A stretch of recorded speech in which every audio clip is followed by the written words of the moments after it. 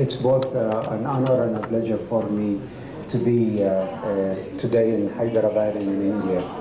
I'm not prepared for this presentation, but I will. I think this is the best way. If you prepare, then you have some ideas. Now I'll just have a discussion with friends. As everybody said, my name is Mohammed Al-Zir. My nickname is Maz. I was born in Saudi Arabia. I was educated in the United States. In 2005, this nice gentleman convinced me that after we worked in an investment together for others, that instead of working for others, we should work for ourselves. Fast forward to today, the Maz Group, we are a group of 10 companies. We are present in India, we are present, of course, in the Middle East, we are present in the United States, in Europe, in Africa, and Southeast Asia. On an average day, we are about 1,700 people. Our main thrust, as Vinay said, is in aviation, but we ventured outside aviation the last few years. About 5 years ago, and that's the main reason for my visit to Hyderabad this week. 5 years ago, we wanted to start our own green initiative. As we look at the global weather change, it is a fact. The weather is changing, and it's changing in a drastic way. And with the weather changes, it's not just an inconvenience in a day that you say, the winter is changing, or it brings with it economic change, it brings with it social change. So the consequence of the weather changes is far beyond what we see ourselves as experience the weather change. We know aviation, and unfortunately aviation is one of the most critical contributors to global warming. It's critical in two ways. Number one is that aviation, as some of you know, is one of the economic activities that actually doubles every 15 years. So today, there is about 17,000 jets flying. 15 years from now, there will be about 34,000 jets flying. And the more you have aircraft flying, the more you have carbon dioxide and monoxide and all the nice byproducts of the engines running. So we focused on aviation. The result of that, after 5 years of research, now we have a device that actually will be able to cut carbon emission of an average jetliner and with relatively minimal modification. It will cut it to the level that is produced by a brand new jet that's produced 2 years from now.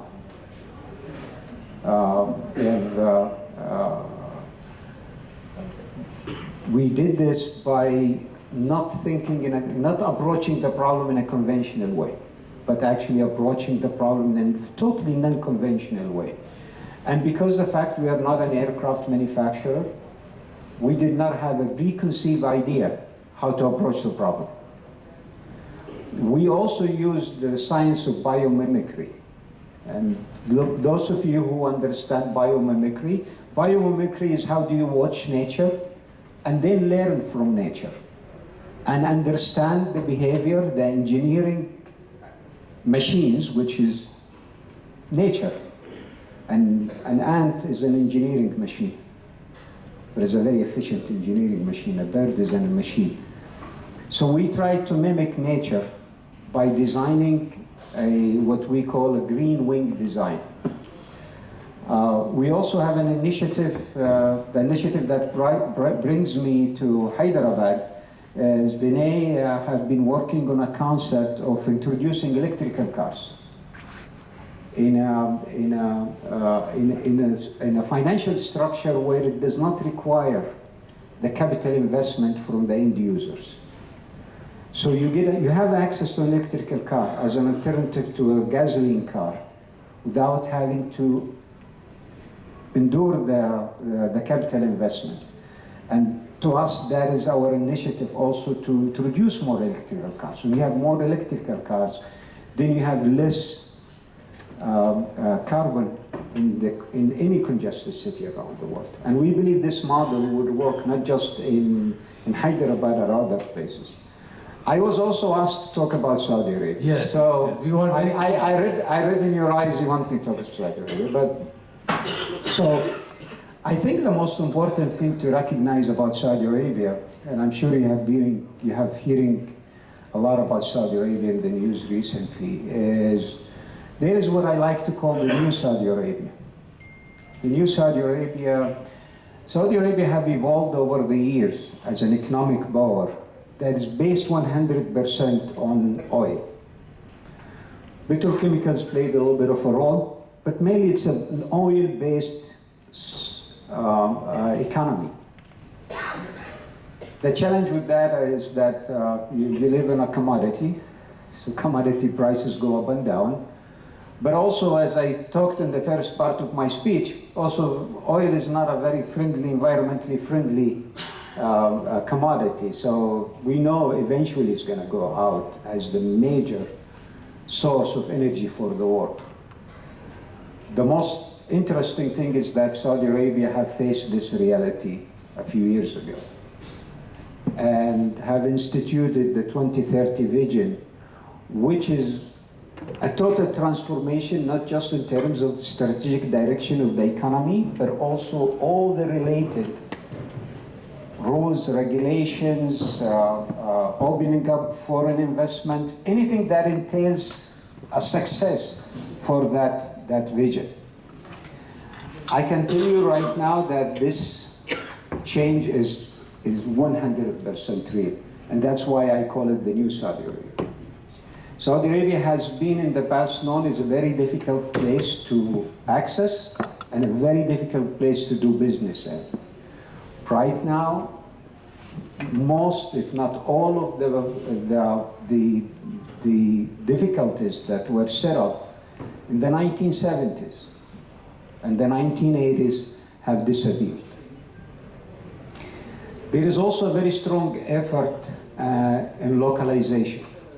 If you have an idea, if you have a concept, if you have a product, and you are willing to localize the services or production, then you will receive a lot of support from the government and from different agencies.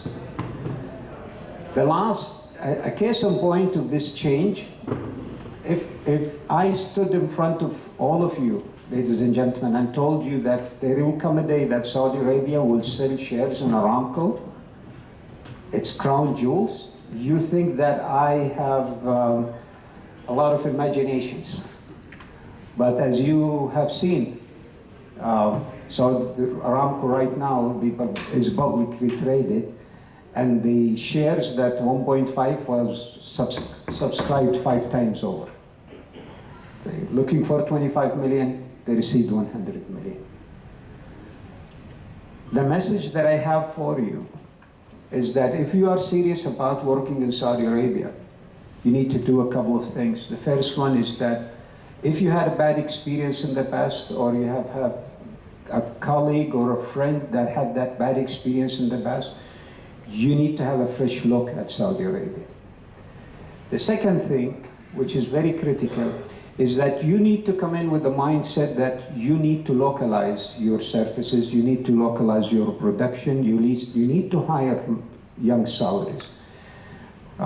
Just in the last 10 years, Saudi Arabia have sent almost 200,000 young men and women for education all over the world, mainly in the United States, but in Southeast Asia, in Europe.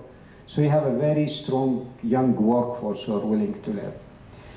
Most of the social taboos about Saudis taking entry-level jobs have been broken. Now you find people who are willing to work. Give you a case in point. One of our companies won a contract with Aramco. And Aramco is a very strict, conservative organization. If you are producing 23% of global oil production, you're a very conservative, highly organized, highly structured company. And in less than 90 days, we were able to recruit almost 300 young Saudis train them, certify them, and they worked. And they have been working there for the last 5 years in an outsourcing program with Aramco. Yes, just like everywhere else, you will have attrition rates. Our training program shows an average of 85% success rates. So we know 15% don't make it. That's okay, because if you have 100% make it, then your training program needs to be reviewed. Huh? We have about 85%. We see the same results in the United States, because in the United States today, we are the largest aircraft modification company in North America. And we have a very robust training program with local universities. And we see an average of about 85% success rate in our program. Again, I was not planning to make this speech, nor I woke up this morning if somebody told me that I'm going to be making a speech about economy in Saudi Arabia and opportunities, or my group, I would have said, okay, so what did you do last night, huh? But yes, thank you so much for accepting me. One last question. Sure. What's the perception about India? The change in new Saudi Arabia and the old Saudi Arabia, there's a perception about India and Indians. What has been your perspective? From sitting from there, not as you, but person to average Saudi citizen. No, actually, the perception of India have always been positive. A lot of people do not know that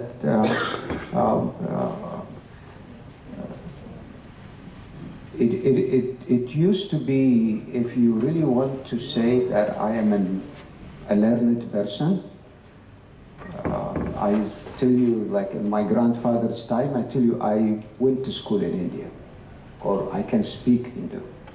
This is a sign that you are a very learned person.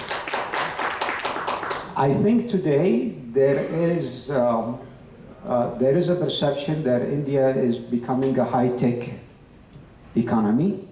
There is a perception that India as a geopolitical force is strong. There is a very strong perception that there is a very strong push for a strategic alliance between Saudi Arabia and India. We saw the visit of His Royal Highness the Crown Prince. We saw the Prime Minister visit, and there's a lot of initiatives. His Excellency coming in today is another case in point. So the perception is actually extremely positive. And a lot of people do not know that a lot of Saudi families have their origins from India. This is a fact that a lot of people do not know. Because of the Islamic Hajj, some of the families before passports and before, they come and they stayed and they became Saudis. So there's a lot of relationship on the personal level, on the economic level, on the strategic level between Saudi Arabia and India. And the perception, as I said, is that the economy in India is becoming high-tech. Everybody sees all the high-tech companies moving there, having the big offices in India.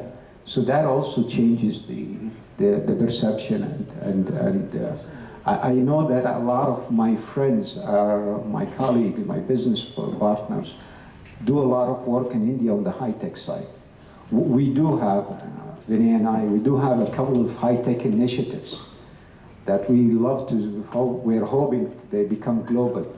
But they are being engineered, they are being structured, they are being developed right here in Hyderabad. And as you could gather, my group have a strong presence in Europe and the United States, and we selected to come here because we understand the quality of work that can come out.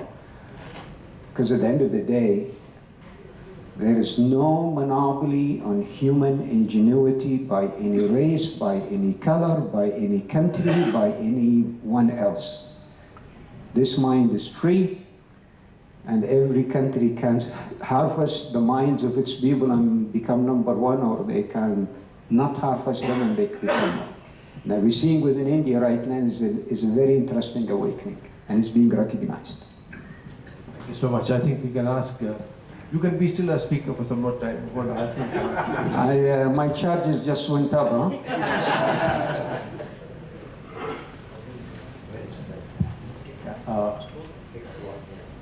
On World Tourism Day, Saudi King announced relaxation for 49 countries visas, like which you are looking at as a tourism destination. Probably that is the one of the lowest hanging fruits for you to quickly get into the tourism. And also gone ahead and relaxed the dress code for the female visitors. So India is going to be a kind of major target for you. Is what kind of a tourism kind of programs you are going to run to promote tourism in India? You become a spokesperson for spokesperson. My question On to a you, personal basis, of course, when I go back, I'm going to tell everybody to come to India. But I'm if not you had in a the choice, tourism. if you had a choice, what will you do? I think that's No, of course, like everything else, you visit a country, when you come back, the people who are close to you, your friend, your family, your business colleague, ask you the basic question, what do you think? And I am pleasantly surprised. And one thing that is, I feel bad and ashamed to a certain extent. You know, we have been in India for 6 years. Unfortunately, this is my first visit, because we kind of divided the work between me and my colleagues and my brothers, so each one has a domain. But because this green initiative is close and dear to my heart, and I thought, wait, I have been putting off visiting India, now it's the right time. So I will be on a personal basis, of course. This is India at the end of the day. What are the challenges of a work visa right now? Whether liberalization and work visas in Saudi for Indian people to come and work in Saudi? What's the changes that happened recently? Yeah, I think there are drastic changes. Number one, the visa rule has been drastically eliminated.